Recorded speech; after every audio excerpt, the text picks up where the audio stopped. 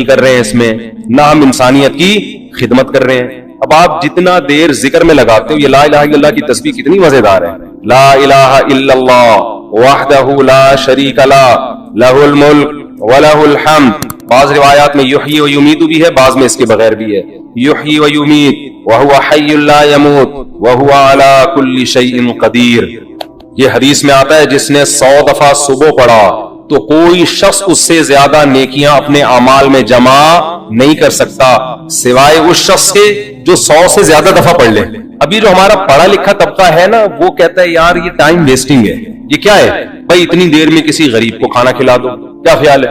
آپ نے دیکھا ہوگا نا کچھ لوگ مسجد میں بیٹھے ہوتے ہیں، لا الہ الا اللہ لا الہ الا اللہ ذکر کر رہے ہوتے ہیں. یہ جو ہمارا لبرل طبقہ ان کو بے وقوف سمجھتا ہے کہ یار اتنی دیر میں بزنس کر لیتے، اتنی دیر میں کچھ اور کر لیتے، کسی غریب کو کھانا کھلا دیتے، یہ کر لیتے وہ کر لیتے. اس کی اپنی فضیلت ہے، اس کی فضیلت کا انکار نہیں ہے، اس کی اپنی فضیلت ہے. وَيُطْعِمُونَ الطَّعَامَ عَلَى حُبِّهِ. ہمارے نیک بندے ہماری محبت میں غریبوں کو کھانا کھلاتے ہیں. کھانا کھلانا اپنی جگہ، لیکن ذکر کی فضیلت اپنی جگہ. ذکر کی اتنی فضیلت ہے کہ رسول اللہ صلی اللہ علیہ وسلم نے ایک حدیث میں فرمایا کہ صحابہ نے پوچھا یا رسول اللہ سب سے افضل عمل کون سا ہے؟ آپ صلی اللہ علیہ وسلم نے فرمایا اللہ کا ذکر کرنا. یہ جو تسبیحات ہیں، صحابہ نے عرض کیا یا رسول اللہ کیا جہاد سے بھی افضل ہے؟ یعنی ہم تو فرسٹ ٹائم سن رہے ہیں، ورنہ ہمیشہ ہم نے سنا سب سے افضل عمل کون سا ہے؟ جہاد ہے.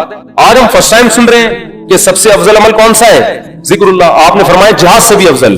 یہاں تک کہ تم اللہ کے راستے میں گھوڑا لے کے نکلو اور تمہارے گھوڑے کی ٹانگیں کاٹ دی جائیں، اس سے بھی زیادہ افضل ہے کہ اللہ کا ذکر کرو. اب علماء نے تطبیق دی ہے کہ بھئی زیادہ تر حدیثوں میں تو ہے کہ جہاد افضل ہے، لیکن اس حدیث میں کیا آ رہا ہے؟ ذکر افضل. تو تطبیق یہ ہے کہ ثواب کے اعتبار سے تو جہاد ہی افضل ہے، ظاہر اس میں قربانی زیادہ ہے، لیکن ذکر کو افضل اس لیے قرار دیا گیا کہ جہاد کا مقصد بھی کیا ہے؟ لوگوں کو اللہ کی یاد اور اللہ کی عبادت پر لانا. تو مقصد کے اعتبار سے کیا چیز افضل ہے؟ ذکر. کیونکہ جہاد مقصود نہیں ہے، ذریعہ مقصود ہے. جہاد مقصود نہیں، کیونکہ فقہا لکھتے ہیں کہ جہاد میں کوئی بھی کام ایسا نہیں ہوتا جو اللہ کی پسند کا ہو، کیونکہ خون خرابہ ہے، اور خون خرابہ قرآن کیا کہتا ہے؟ اللہ کو پسند نہیں ہے. چاہے کافر کا خون بہے، چاہے مسلمانوں کا بہے، اللہ خون خرابے کو پسند نہیں کرتے. لیکن اس لیے خون خرابہ پسند کیا جا رہا ہے کہ اگر یہ نہیں ہوگا تو تمہارا خون خرابہ ہو جائے گا، پھر صحیح ہے نا، کفر غالب آ جائے گا اور فساد زنا پھیلا دے گا، دنیا میں برائی پھیلا دے گا. اس کی مثال ایسے آپ کی باڈی میں کوئی کانٹ چھانٹ کرے اچھا کام ہے، لیکن جب پھوڑا نکل آتا ہے تو وہ پھیل نہ جائے، کینسر نہ بن جائے، تو بالآخر اس کو آپریٹ کر کے نکالنا پڑتا ہے. گردہ نکال دیتے ہیں ڈاکٹر. اب کسی کا گردہ نکال دینا، اس کی کمر کا آپریشن کر کے یہ کوئی بذات خود اچھا کام ہے؟ برا کام ہے. لیکن بھائی وہ مجبوراً اس لیے کرنا پڑ رہا ہے کہ یہ گردے میں کینسر کی رسولی بن گئی ہے، یہ نہیں کاٹا تو دوسرا بھی خراب ہو جائے گا. تو جہاد کا تمام فقہا بیان کرتے ہیں بذات خود یہ فساد ہے، زمین میں ایک فساد ہے، لیکن اس کو پسند اس لیے کیا گیا ہے کہ یہ نہیں ہوگا تو اس سے بڑا فساد ہوگا. ورنہ اللہ زمین میں فساد کو پسند نہیں کرتے، خون خرابے کو پسند نہیں کرتے، چاہے وہ کافر ہی کا خون خرابہ ہو. یہی تو وجہ ہے کہ جب اللہ نے فرشتوں کو بتایا کہ میں ایک مخلوق پیدا کرنا چاہ رہا ہوں آدم، تو فرشتوں نے کیا کہا؟ یسفک الدماء، یہ زمین میں خون بہائے گا. فرشتے جانتے تھے کہ خون بہانا اللہ کو پسند نہیں ہے، ورنہ فرشتے یہ اعتراض تھوڑی کرتے، بلکہ فرشتے یہ بتاتے کہ اللہ یہ جہاد کرے گا، خون بہائے گا. 2 اور ایسے آدم ہونے چاہیے. کیا خیال ہے؟ فرشتوں نے کہا وَيَسْفِكُ الدِّمَاء، یہ بم بنائے گا، ایک دوسرے کو مارے گا، میزائل بنا کے مارے گا، ابھینندن کو چائے پلا کے واپس بھیجے گا، یہ بڑے تباہیاں پھیلائے گا دنیا میں. تو اللہ نے اس کا فرشتوں کا جواب نہیں دیا کہ اچھا ہے نا خون بہائے گا تو صحیح ہے نا، نہ یہ نہیں کہا. اللہ نے کہا اعلم ما لا تعلمون، ٹھیک ہے تم نے اس کی ایک بیڈ کوالٹی بیان کی ہے کہ خون بہائے گا، لیکن اس کی کچھ اچھی گڈ کوالٹیز بھی ہیں وہ تم نہیں جانتے. تو اس سے صاف پتہ چلتا ہے اللہ زمین میں خون خرابے کو پسند نہیں کرتے، مجبوری ہے. تو اس لیے نبی نے ذکر کو افضل قرار دیا کہ جہاد سے مقصد کیا ہے؟ اللہ کا نظام اور اللہ کی محبت لوگوں کے دلوں میں آئے، لوگ اللہ کو یاد کریں. تو مقصد کے اعتبار سے ذکر کی فضیلت ہے جہاد پر، ثواب کے اعتبار سے کس کی فضیلت ہے؟ جہاد کی فضیلت. ظاہر ہے وہ ذکر کرنے والے کا کیا جا رہا ہے، لیکن جہاد میں تو آپ کے خون بہتا ہے، آپ کا بہت بڑی قربانی دینی پڑتی ہے. تو اب میں عرض کر رہا تھا کہ ہمارا جو لبرل طبقہ ہے نا، جو خوش قسم کے لوگ ہوتے ہیں، جو بڑے آج کل براڈ مائنڈڈ بنے پھرتے ہیں، اسلام کے فلسفیانہ انداز سے آپ ان سے بڑی لمبی چوڑی تقریریں کروا لیں، لیکن اللہ کا ذکر نہیں کرتے. اور نہ کرنا تو چلو اتنا بڑا جرم نہیں ہے، جو ذکر کر رہا ہے اس کو کیا سمجھتے ہیں؟ بے وقوف. کہ ابے یہ فلاں بزرگ سے بیعت ہے اور ان کی وہاں بیٹھا ہوتا ہے مسجد میں صبح صبح, انہوں نے بولا یہ اللہ اللہ کیا کرو تو بیٹھ کے اللہ اللہ کر رہا ہوتا ہے, کسی حدیث میں پڑھ لیا یہ ذکر کرنا. اچھا, اپنے کاموں کو بنانے کے لیے وظیفے پڑھنے والے مارکیٹ میں بہت, آپ کہیں دیکھے ہو نا اللہ اللہ کر رہا ہے تو سمجھ لو اس کی شادی نہیں ہو رہی, کسی نے اس کو شادی کا وظیفہ بتایا بھائی. ایسے نیک مارکیٹ میں شارٹ ہیں جو اللہ اللہ کر رہے ہیں صرف اللہ کو یاد کرنے کے لیے, ایسے نیک مارکیٹ میں کیا ہے شارٹ چل رہے ہیں. تو ایسے نیک لوگوں کو لوگ بیوقوف بھی سمجھتے ہیں کہ ٹائم ویسٹنگ, یہ کر لیتے یہ کر لیتے یہ کر لیتے. ہم نے اپنے اکابر کو دیکھا ہے جنہوں نے بڑے بڑے کام کیے, لیکن آپ ان کے ذکر کیا کی ڈیٹیل میں جائیں تو ایسا لگتا ہے یار یہ تو اتنا ٹائم یہ ذکر اللہ میں گزارتے تھے, ان کے پاس باقی کاموں کے لیے ٹائم کب بچتا تھا, لیکن باقی کام بھی انہوں نے بہت کیے. تو یہ جو لبرل طبقہ ہے نا ہمارا, ان کو یہ صوفی ٹائپ کے لوگ جو اللہ اللہ کر رہے ہیں تسبیح پکڑ کے یا ویسے ہی, ان کو یہ برے لگتے ہیں کہ ٹائم ویسٹ کر رہے ہیں. لیکن بات یہ ہے کہ جب انسان کو کسی سے محبت ہوتی ہے تو محبوب کی یاد میں ٹائم ویسٹ کرنا یہ اس کو ویسٹ ٹائم کی ویسٹنگ لگتا نہیں ہے. یہی تو منزل ہے بھائی, ہم پیدا ہی اللہ کے لیے ہوئے ہیں, ہو جائے اللہ کی یاد میں ٹائم ویسٹ, سبحان اللہ, اور کیا چاہیے. جانا کس کے پاس ہے, ہم نے اللہ کے پاس جانا ہے, تو ٹائم بچانا کہتے کس کو ہے, میری یہ سمجھ میں نہیں آتا. تو میں یہ عرض کر رہا تھا کہ حضرت موسیٰ علیہ السلام کو نا, جب میں یہ عرض کر رہا تھا اسلام میں وقت کی حفاظت کی بہت زیادہ ویلیو ہے. تو وقت کا تقاضا یہ ہے, وقت کی حفاظت کا تقاضا یہ ہے کہ بات جب کی جائے تو ٹو دا پوائنٹ کی جائے, یہی تقاضا ہے نا. اب کوئی ڈاکٹر صاحب کے پاس جائے, اس کو فیور ہے اور گھنٹہ لگا دے بتانے کے لیے کہ فیور ہے, ڈاکٹر کہے گا بھائی تو میرا ٹائم کیوں ویسٹ کر رہا ہے, مختصر ڈاکٹر کہے گا نا. لیکن کمال ہے, موسیٰ علیہ السلام جب اللہ کے پاس گئے ہیں تو اللہ میاں موسیٰ علیہ السلام سے پوچھ رہے ہیں کہ اور یہ کیا ہے آپ کے دائیں ہاتھ میں اے موسیٰ. بظاہر یہ بھی ٹائم ویسٹنگ ہے یا نہیں بھائی؟ یہ پہلی بات تو اے اللہ تو سیدھا سیدھا کام بتا, موسیٰ کو کرنا کیا ہے, فرعون کے پاس جانا ہے بھیج دے, یہ معجزہ دکھا دے بس, جاؤ بھائی. سوال پوچھنے کی ضرورت کیا, تجھے پتا ہے نا لاٹھی ہے, اور اگر پوچھنا ہے تو ماں ہاتھ یہ کیا ہے یہ پوچھ لے. کتنا لمبا کلام, اور یہ تیرے دائیں ہاتھ میں کیا چیز ہے اے موسیٰ. موسیٰ علیہ السلام تو پیغمبر تھے, ٹائم ویسٹ بالکل بھی نہیں کرتے تھے. حضرت موسیٰ کو ٹائم بچاتے ہوئے تاکہ میں جو اپنا ہدف ہے فرعون کے پاس جانا اس کو فوکس کروں, میں اس ہدف ٹائم جتنا ضائع ہوگا, یہاں بظاہر ضائع ہو رہا ہے ٹائم, تو اتنا جواب دیتے لاٹھی. یہ جواب دینا میں آپ سے پوچھتا ہوں, اور یہ آپ کے کھوپڑی پہ کیا رکھا ہوا ہے, کیا نام ہے آپ کا, عبد الرحمان بھائی, آپ کہیں گے ٹوپی, یہی کہیں گے نا آپ, یہ نہیں کہیں گے یہ میرے سر پہ ٹوپی ہے, یہ تو نہیں کہیں گے. تو موسیٰ علیہ السلام نے ٹائم بچانے کی کوشش نہیں کی, موسیٰ علیہ السلام نے اس سے بھی لمبا جواب دیا. قال ہی عصایا, موسیٰ نے کہا یہ میری لاٹھی ہے. اللہ نے یہ نہیں پوچھا تھا کس کی لاٹھی ہے, اللہ نے پوچھا تھا اور یہ تیرے دائیں ہاتھ میں کیا چیز ہے اے موسیٰ. حالانکہ اے موسیٰ کہنے کی بھی ضرورت نہیں ہے, بات موسیٰ سے ہی ہو رہی ہے. اتنا لمبا کلام, اور موسیٰ جواب میں اس سے بھی لمبا کلام, یہ میری لاٹھی ہے.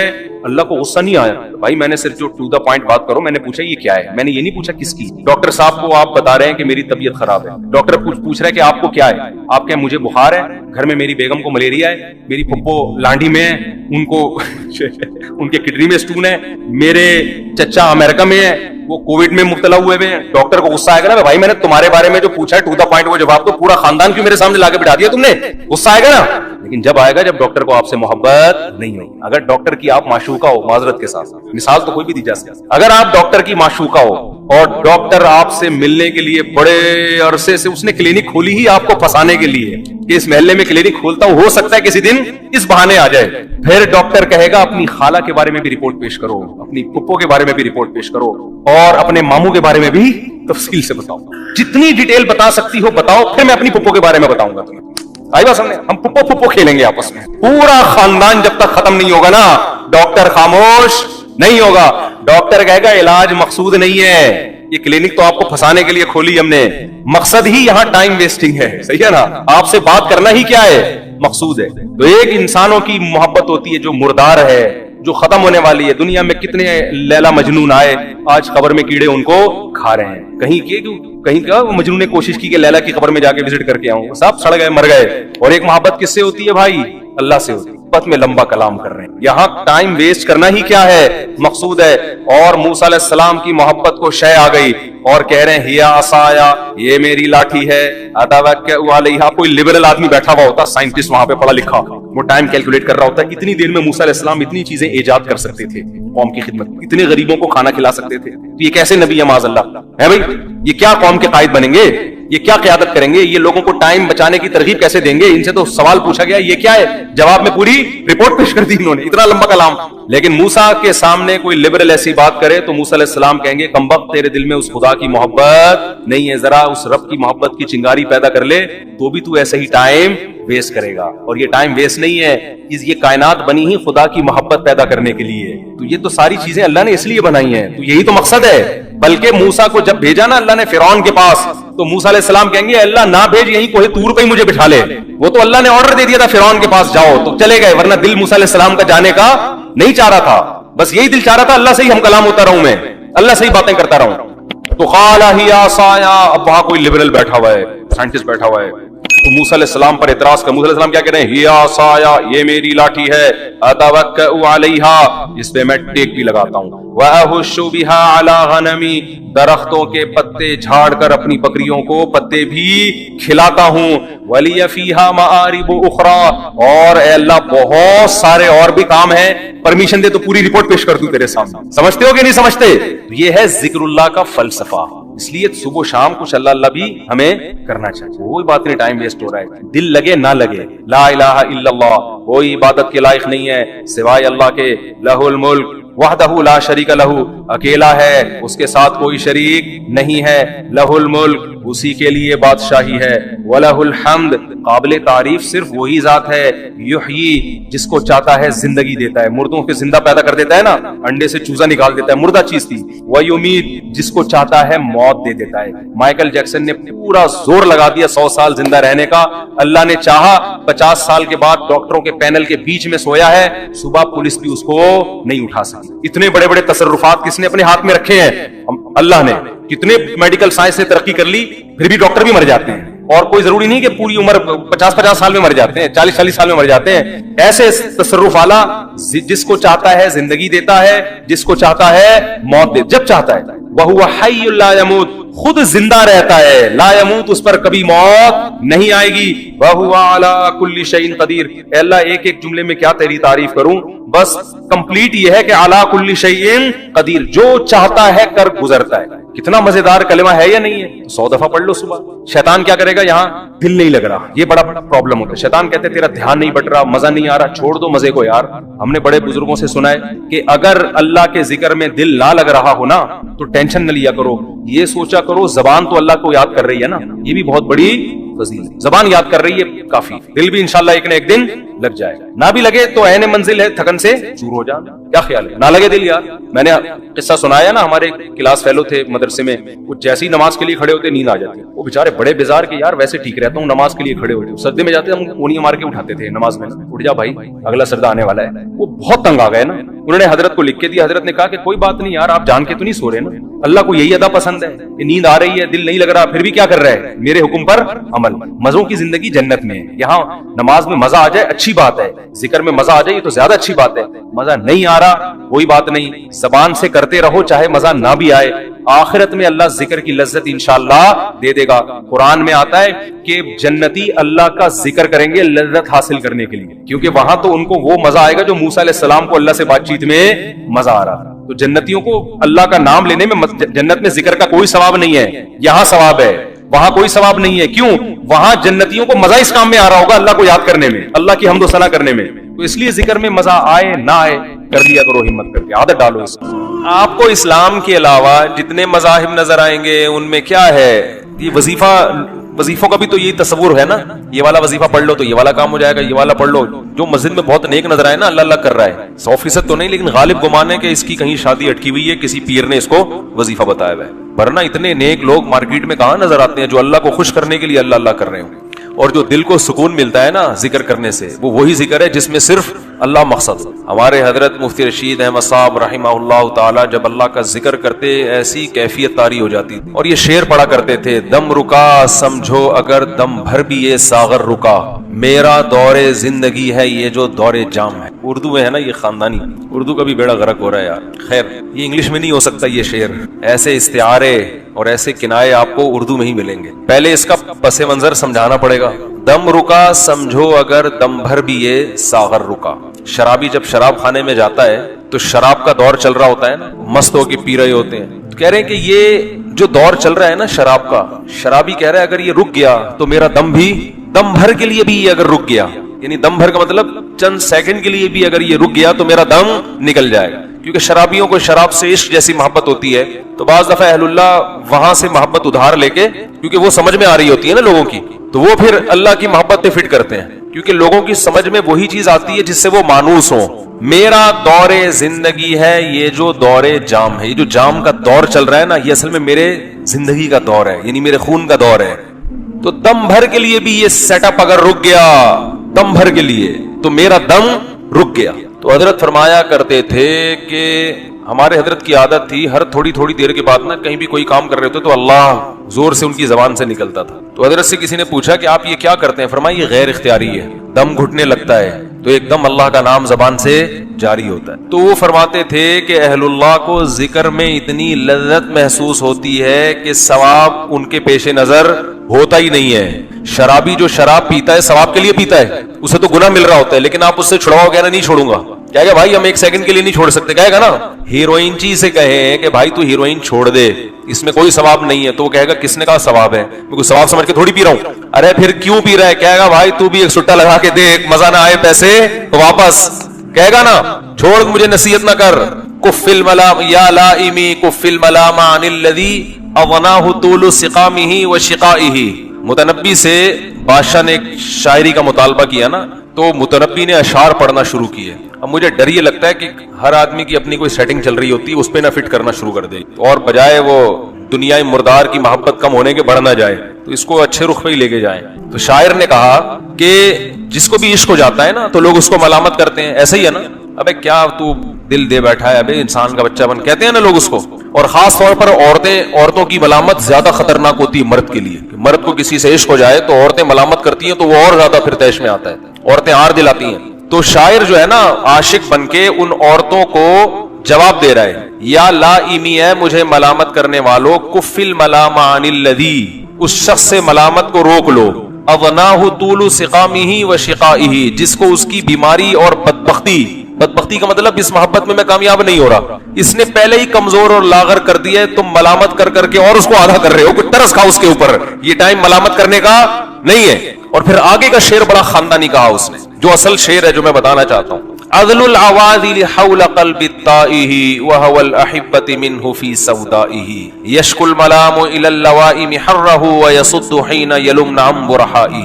پھر کہتے ہیں دیکھو تمہاری جو ملامت ہے نا وہ مس کال کی طرح ہے. مس کال کا لفظ تو اس نے استعمال نہیں کیا, میں استعمال کر رہا ہوں, اور وہ ہوائی فائرنگ ہے. یہ ملامت کے نکلے ہوئے تیر نشانے پہ لگ نہیں رہے, کوئی فائدہ نہیں ہے, اس لیے کہ ملامت کرنے والیوں کی جو ملامت ہے میرے پریشان دل کے ارد گرد گھوم رہی ہے, اور محبوب کی جو محبت ہے وہ دل کے اندر سیاہ نقطہ ہے اس کے اندر ہے. تو دونوں کا یعنی وہ جو ملامت کے تیر ہیں وہ تو دل کے ارد گرد چکر لگا رہے ہیں, اور محبوب دل کے ارد گرد نہیں ہے, وہ دل کے اندر ہے. سوال پیدا ہوتا ہے کہ وہ دل کے ارد گرد تیر چکر کیوں لگا رہے ہیں بھائی؟ ملامت کرنے والوں نے جو ملامت کا تیر پھینکا ہے وہ تو آپ کے دل کے اندر پھینکا ہے نا, تو دائیں بائیں نکل کیوں رہا ہے وہ؟ سوال ہوتا ہے کہ نہیں ہوتا؟ مزہ نہیں آ رہا, میرا خیال مزہ نہیں آ رہا مجھے لگ رہا ہے آپ لوگ. بھائی سوال یہ پیدا ہوتا ہے کہ وہ جو ملامت کر رہی ہیں تو ملامت تو دل میں جا کے گھسنی چاہیے, اور محبوب کی محبت کو کک آؤٹ کر کے باہر نکال دینا چاہیے. وہ تیر لگ کیوں نہیں رہا بھائی؟ وہ تو نشانے پہ لے رہی ہیں وہ ملامت کرنے والی, جو تمہارے دل پہ جا کے اس کا ملامت دل پہ اثر کرنی چاہیے, وہ دائیں بائیں گھوم کے نکل کیوں رہی ہے؟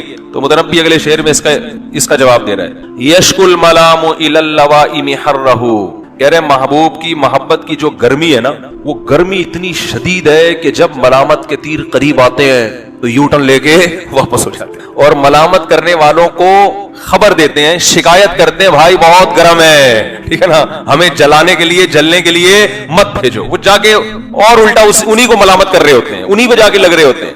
تو یہ تو دنیا مردار کے عاشقوں کا حال ہوتا ہے. تو جس کو اللہ سمجھ میں آ جائے تو اس کو اللہ کا نام لینے میں کتنی لذت محسوس ہوتی ہے. یہ تو اہل اللہ کا حال ہوتا ہے. تو ان کو اس سے غرض نہیں ہوتی کہ اس ذکر پہ ہمیں ثواب مل رہا ہے یا اس ذکر پہ ہمارا کوئی کام بن رہا ہے. وہ کہتے ہیں بھائی ٹھیک ہے ثواب کی ہمیں ضرورت ہے, اللہ ہمارے کام بھی بنا دے, لیکن ہمیں تو اس عمل میں لذت اتنی آتی ہے, مزہ اتنا آتا ہے کہ دم رکا سمجھو اگر دم بھر بھی یہ ساغر رکا, میرا دور زندگی ہے یہ جو دور جام ہے. فرماتی ہے جو اللہ کے ذکر کا دور ہے نا, جو زبان پہ ذکر جاری ہوتا ہے, اسی سے تو ہم زندہ ہیں. یہ نعمت ہم سے اگر چھین لی تو ہم تو مر جائیں گے. تبھی تو نبی صلی اللہ علیہ وسلم نے فرمایا اللہ کا ذکر ایسے کرو لوگ دیوانہ سمجھیں. لوگ کیا سمجھیں؟